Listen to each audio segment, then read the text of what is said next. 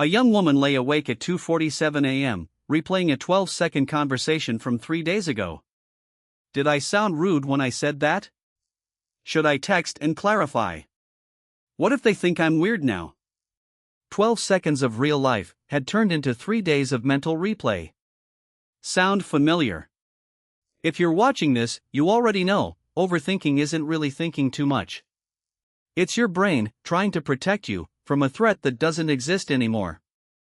And here's the wildest part. Most people spend years trying to think their way out of overthinking, which is like trying to put out a fire by throwing more matches on it.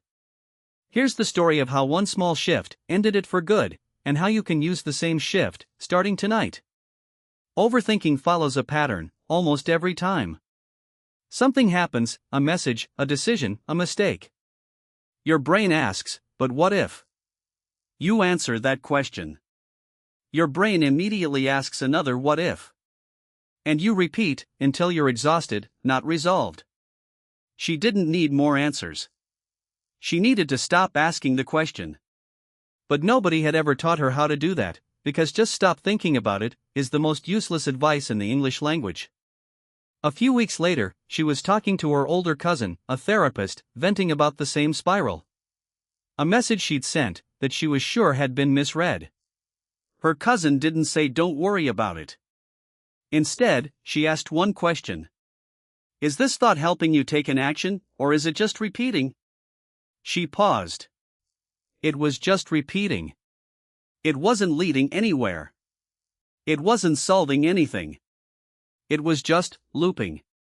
That single distinction, useful thinking versus looping thinking, became the crack of light she needed. Step 1. Name the loop. The moment you catch yourself replaying something, say it out loud or in your head. This is a loop. Naming it separates you from the thought.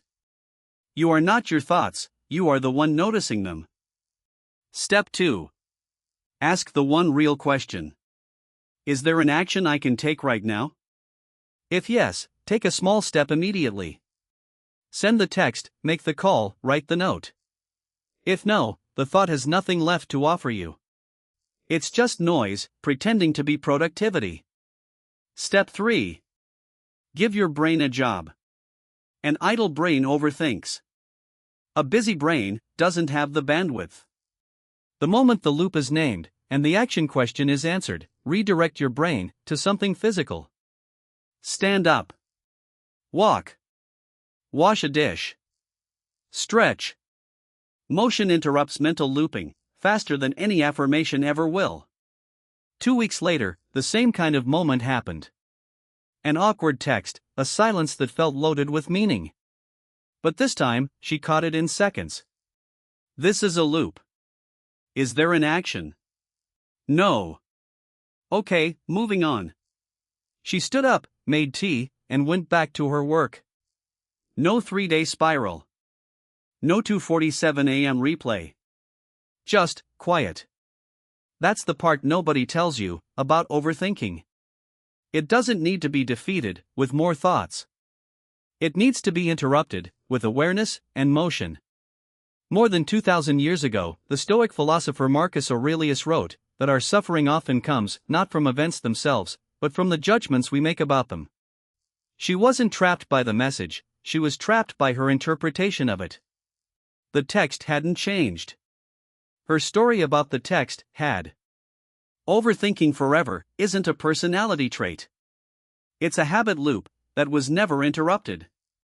The moment you learn to catch it, question it, and move your body instead of your mind, the loop loses its power.